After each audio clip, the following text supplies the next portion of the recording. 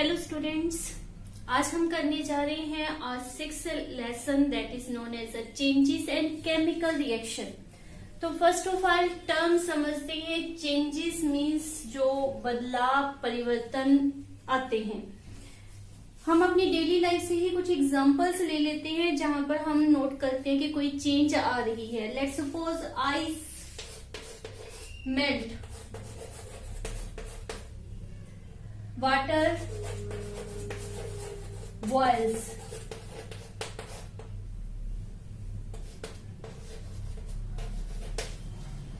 let I have a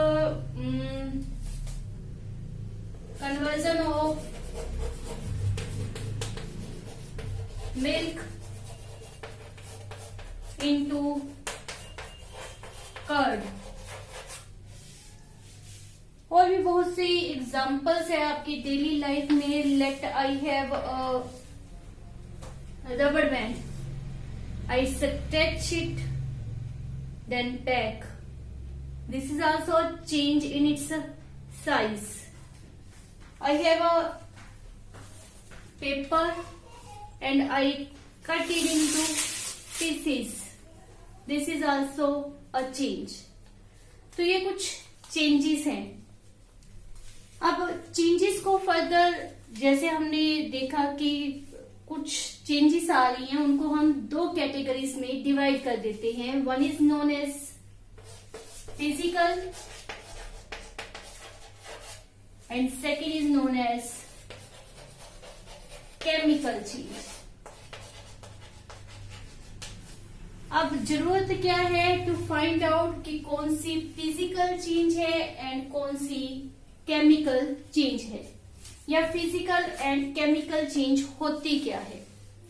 तो सबसे पहले हम लेते हैं दैट इज फिजिकल चेंज को। इसको डिफाइन कर रही है कि फिजिकल चेंज होती क्या है। आइस मेल्ट की, आइस वाटर थी, वो मेल्ट होकर अगेन वाटर ही रही।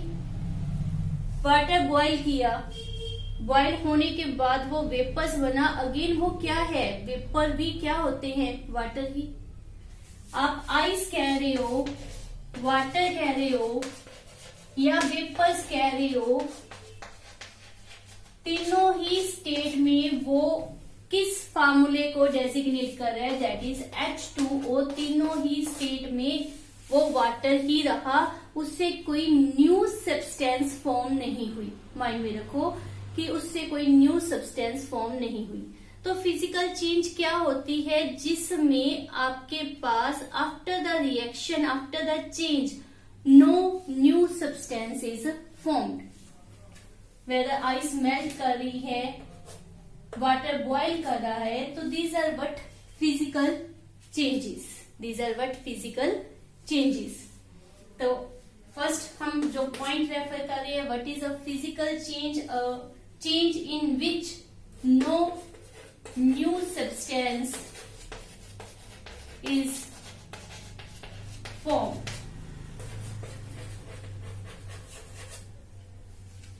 और कैसे पता चलता है कि ये फिजिकल चेंज है। These are normally generally reversible in nature। I said generally reversible होती है।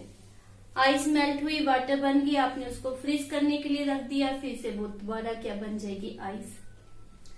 वाटर है, बॉईल करके वाटर वेपर बन रहा है, लेकिन मान लेते हैं हमने कंटेनर को ऊपर से प्लेट से ढक दिया है, तो जो वेपर होंगे वो प्लेट से टकराएंगे और दोबारा वाटर की फॉर्म में कन्वर्ट हो जाएंगे। तो ये जो चेंजेस होती है physical changes, these are normally reversible in nature. मैंने रबर बैंड लिया था, उसको फोर्सफुली स्ट्रेच किया, शेप चेंज होगी, बैक लेकर आए तो बैक आ जाता है। These are reversible, but we are using the term generally. Paper को मैंने तोड़ा, फाड़ा, रिजल्ट उसकी शेप चेंज हो गई। अब दोबारा क्या वह जुड़कर एज इट इज वही पेपर बन जाएगा? नो, वैसा नहीं बनेगा। वो चीज फटी हुई वैसे ही अपीयर होगी, लेकिन न्यू सब्सटेंस तो फॉर्म नहीं हुई। तो इसलिए cutting of paper into small pieces is also a reversible, is also a physical change. आपके पास और भी कोई आप एग्जांपल लेना चाहते हो तो आप और भी कोई एग्जांपल ले सकते हो। लेट दे आर रेफरिंग की आपने बल्ब को स्विच ऑन किया, वो लाइट एमिट करने लग गया, स्विच ऑफ कर दिया, वो लाइट एमिट करना बंद कर दिया, तो that is also a physical change. Next है हमारे पास अबाउट केमिकल चेंजेस। तो केमिकल चेंज क्या होती है, इससे ऑपोजिट हम रेफर कर देंगे कि here is formation of new substance. जैसे यहां पर हमने मेंशन क्या किया था कि milk is converted into curd. तो कर्ड क्या है, हमारे पास अ न्यू सब्सटेंस फॉर्म हुई है, so it is known as a chemical change. It may और मे नॉट, दोनों पॉसिबिलिटीज होती हैं, मे और मे नॉट रिवर्सिबल। रिवर्सिबल हो भी सकती हैं और नहीं भी हो सकती, दोनों ही पॉसिबिलिटीज बनती हैं। कोई भी केमिकल चेंज होती है उसको बाय केमिकल रिएक्शन ही हम रिप्रेजेंट करते हैं। तो केमिकल रिएक्शन क्या होता है, अब हम उसको स्टडी करेंगे। Now let's start what is chemical reaction.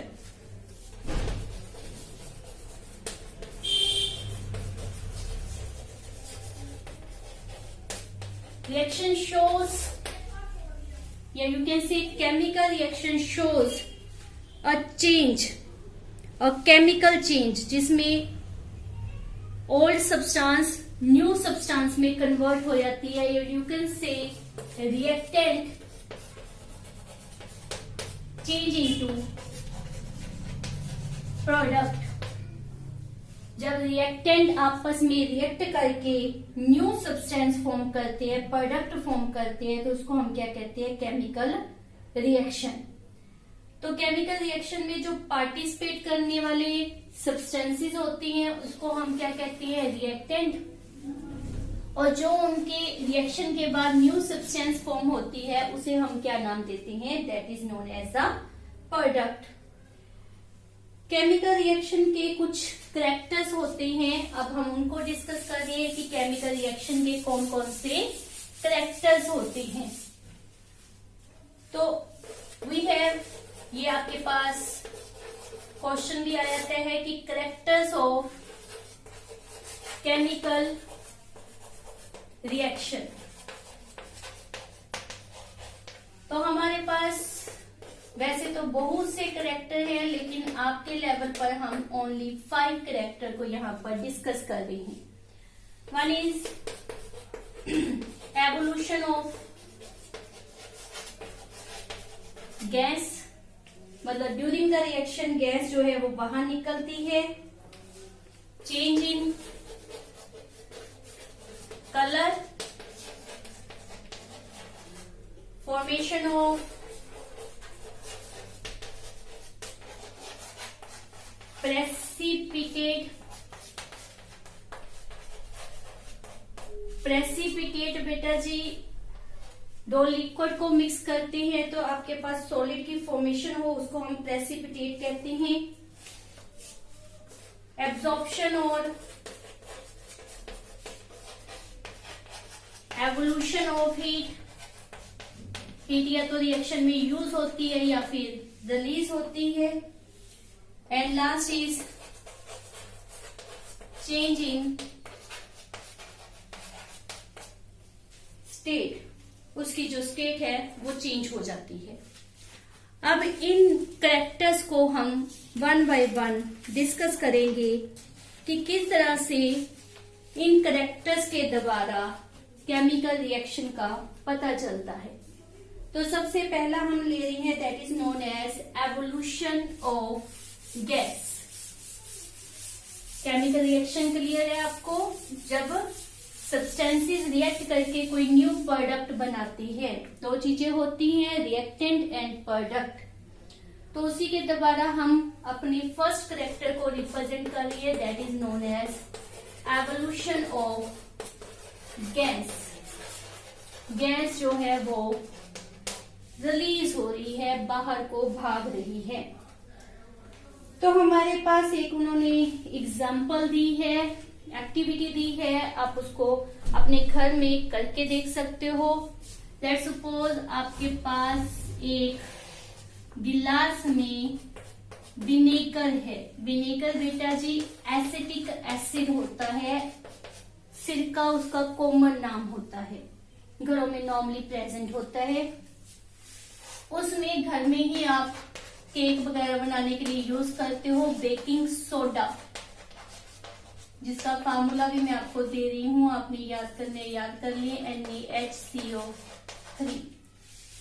थोड़ा सा उसमें NaHCO3 डाल दिया। अगर आपके पास बेकिंग सोडा नहीं है, इनो आता है, इनो थोड़ा सा उसमें डाल दी।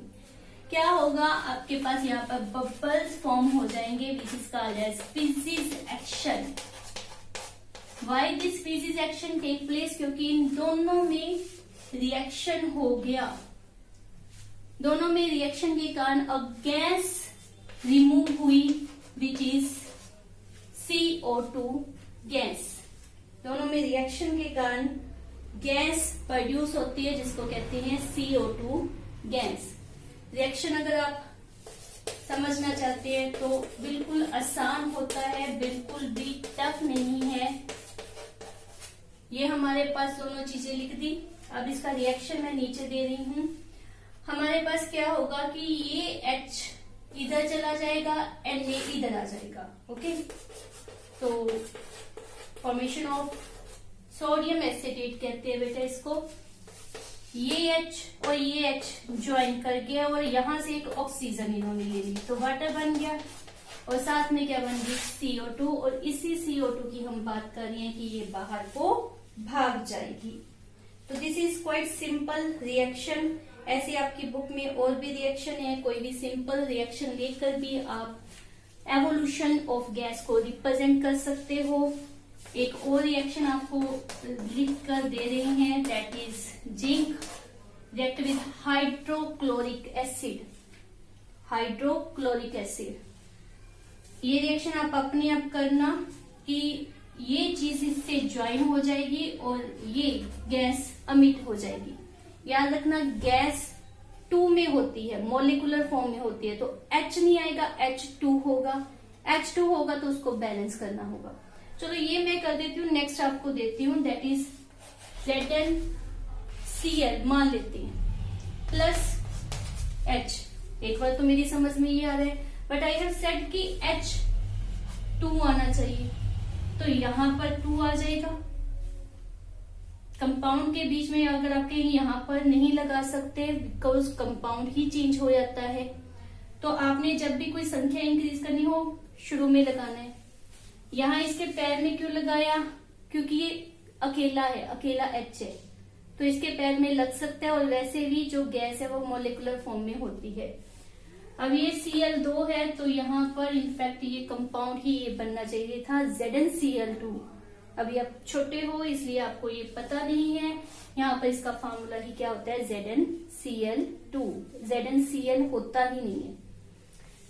इसी बेसिस के ऊपर आपने इसको अपने आप सॉल्व करना है, और ये इससे इजी है बिकॉज यहाँ पर आपको H2 ऑलरेडी मिल रहा है, तो जस्ट रिएक्ट इट और H2 प्रोड्यूस करेंगे। नेक्स्ट है हमारे पास property which is known as change in colour. Colour में चेंज आ जाता है, ये नोट हो गया बेटा। तो नेक्स्ट हम स्टार्ट कर रहे हैं चेंज इन कलर। मान लेते हैं मैंने कोई आर्टिफिशियल रिंग पहनी है, पानी में मेरा बार बार हाथ जा रहा है, थोड़े से दिनों बाद जो उसके ऊपर गोल्डन कलर था वो चेंज हो जाता है, तो वो क्या है, केमिकल चेंज बाय कलर जो आपको शो हो रहा है। इसी तरह से हमारे पास एक सिंपल सी उन्होंने एग्जांपल ली हुई है, डेट इज CuCO3। थोड़ा थोड़ा बेटा नाम भी याद करने पड़ेंगे आपको, दैट इज कॉपर कार्बोनेट हमने लिखा है। आफ्टर द रिएक्शन ये कॉपर ऑक्साइड और CO2 गैस बना रहे हैं। पहली प्रॉपर्टी भी आ गई। हम यहाँ पर कौन सी प्रॉपर्टी डिस्कस कर रही है? Change in colour. जो कॉपर कार्बोनेट होता है वो आपने माइंड में रखना है कि ग्रीन कलर का होता है, that is of green colour. जब इसको हीट करते हैं तो इससे CO2 गैस जो है वो बाहर निकल जाती है, जिसके कारण ये CuO में बदल जाएगा और इसका कलर क्या रह जाएगा? ब्लैक। ये आप याद करोगे। कॉपर की घर में अगर एग्जांपल देखना चाहते हो तो बेटा कॉपर की आपके पास कोई भी कंटेनर है, उसमें पानी पड़ा रहने दो या वो वेट होनी चाहिए, तो कॉपर का कलर आपको पता है, कॉपर कलर होता है जो, वो थोड़े से दिनों बाद ग्रीन कलर अंदर शो करेगा, बिकॉज वो करोड़ हो गया। वो जैसे आयरन में रस्टिंग पड़ते हो, इनफैक्ट यहाँ पर हम वर्ड क्या यूज करते हैं कि कॉपर की रस्टिंग हो गई या वो करोड़ हो गया, तो जो ग्रीन कलर आया वहां पर कलर चेंजेस आप रेफर कर रहे हो, that is also example of change in colour. Next is formation of PPT, precipitate. अगली प्रॉपर्टी हमारे पास क्या है? फॉर्मेशन ऑफ PPT शॉर्टकट में होता है, फुल नेम क्या है? प्रेसिपिटेट। दो लिक्विड को मिक्स किया और हमारे पास कोई सॉलिड सब्सटेंस फॉर्म हो जाए तो हम उसको कहते हैं प्रेसिपिटेट फॉर्मेशन। दो लिक्विड को मिक्स किया, ठीक है जी। अब दूध है लिक्विड, उसमें मैंने लेमन डाल दिया, दैट इज आल्सो लिक्विड। थोड़ी सी देर बाद क्या हुआ? हीट किया, दूध में से दाने से बनने शुरू हो गए, दूध फट गया, तो वो दाने जो बने वो क्या है? PPT, precipitate. प्रेसिपिटेट फॉर्मेशन ये आप डेली लाइफ में अपनी करके देख सकते हो। दूध मत खराब करना प्लीज। तो हमारे पास रिएक्शन कौन सा दिया है? इसे बोलते हैं जी सिल्वर क्लोराइड। जब इसको NaCl, ये आपकी डेली लाइफ में यूज होने वाला कॉमन साल्ट है, इससे रिएक्ट करते हैं, सॉरी यहाँ पर दोनों जगह सेम नहीं आना चाहिए, तो सिल्वर क्लोराइड की जगह सिल्वर नाइट्रेट ले लिया मैंने, तो ये इससे रिएक्ट कर गया, AgCl, ये आपस में कितना सुंदर है। एंड वाले आपस में, बीच वाले आपस में बातें कर रही है बस, तो क्या बन गया? This one. और ये जो हमारा कंपोनेंट है ये in the solid form convert हो जाएगा, जिसको हम नाम क्या देते हैं? That is PPT, precipitate. ये नाम भी सुंदर है, PPT, याद करना इजी हो जाएगा। दो लिक्विड फॉर्म में होते हैं, ये भी एक्वस सोल्यूशन दिया जाता है। बहुत सी इसकी और भी एग्जांपल है, एक एग्जांपल और दे देती हूँ। घर में आपके पास पानी है, उसमें सोप आपने मिक्स कर दी, घोल दी, सॉलिड थी सोप, उसको पानी में डिजोल्व कर देना, मतलब वो एक्वस हो जाती है। अगर नहीं समझा रहा, मतलब हमने दोनों को लिक्विड फॉर्म में कन्वर्ट कर दिया, सोप सोल्यूशन लिया है मैंने। लेट जो पानी लिया है वो हार्ड वाटर है, उसमें कोई साल्ट मिक्स है, टैप वाटर जैसे होता है, तो थोड़ी सी देर बाद आप देखोगे कि वहां पर दाने से बनने शुरू हो गए, बिकॉज सोप उसमें पूरी तरह से डिसॉल्व नहीं होती। सोप सॉफ्ट वाटर में झाग बनाती है, डिसॉल्व होती है, लेकिन अगर उसको आप हार्ड वाटर में डिसॉल्व करते हो तो वो छितियां प्रोड्यूस करती है, दाने से बन जाते हैं, वो भी क्या है? PPT। तो we have a lot of examples, और यहाँ पर ये एग्जांपल जो है वो आपने याद रखनी है। इसमें क्या बनाना है? PPT। नेक्स्ट हमारी फोर्थ प्रॉपर्टी है चेंज इन एनर्जी। ये बहुत सिंपल है, कभी रिएक्शन को करना होता है तो उसको हीट चाहिए और कभी उसको बाहर निकालनी होती है। चेंज इन एनर्जी, इसको हम दो तरीके से स्टडी करेंगे, in the form of endothermic and exothermic. Endothermic and exothermic. Endothermic वो केमिकल रिएक्शन होते हैं जिनको करने के लिए हीट की जरूरत पड़ती है, जिनमें हीट का एब्जॉर्प्शन होगा, एब्जॉर्प्शन ऑफ हीट, और जिनमें हीट रिलीज हो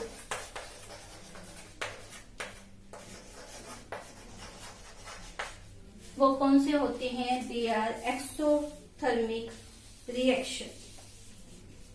एंडोथर्मिक रिएक्शन में हम वही एग्जांपल ले लेते हैं जो हमने शुरू में ली थी, दैट इज दिस वन। क्या नाम था बेटा इसका? Baking soda. इसको जब हम हीट करते हैं तो ये Na2CO3 वॉशिंग सोडा का ये फार्मूला होता है, ये बेकिंग, ये वॉशिंग, ये बन जाएगा। तो यहाँ 2 लिखा है तो इसके आगे 2 लगा दो। ये लगाने से आपको किस्सा कहानी इसकी समझ आएगी। H2 है, उसके साथ O और CO2। ये हमारा कौन सा आ गया? Endothermic reaction. एक्सो की जस्ट सिंपल सी एग्जांपल, कार्बन मतलब कोल लिया, उसके साथ ऑक्सीजन को रिएक्ट किया, as a result CO2 gas produce हुई। बर्निंग ऑफ कोल हमने रिप्रेजेंट किया है, तो ये हमारे पास क्या हो गया? Exothermic reaction. क्योंकि आपको भी पता है कोयले की बर्निंग से बहुत ज्यादा हीट जो है वो प्रोड्यूस होती है। नेक्स्ट है हमारे पास change in state. Change in state means होता है फिजिकल स्टेट में चेंजेस। तो ये हमारी 5th प्रॉपर्टी है, change in state. Change in state मतलब उसकी physical state, solid, liquid, gas, उसमें से चेंजेस आई। तो हम इसकी एग्जांपल ले लेते हैं। लेट हमने लिया FeS प्लस H2SO4। ये बेटा जी एसिड है, सल्फ्यूरिक एसिड, ये लिक्विड होता है, और जो आयरन सल्फाइड हमने मेंशन किया है ये सॉलिड होता है। अब इन दोनों को हमने रिएक्ट करवा दिया। हमारे पास एक क्या था? सॉलिड, और दूसरा क्या था? लिक्विड। तो हमारे पास जैसे मैंने अभी आपको बताया, एंड वाले आपस में बातें करेंगे, बीच वाले आपस में बातें करेंगे। तो क्या बन जाएगा? FeSO4 and H2S।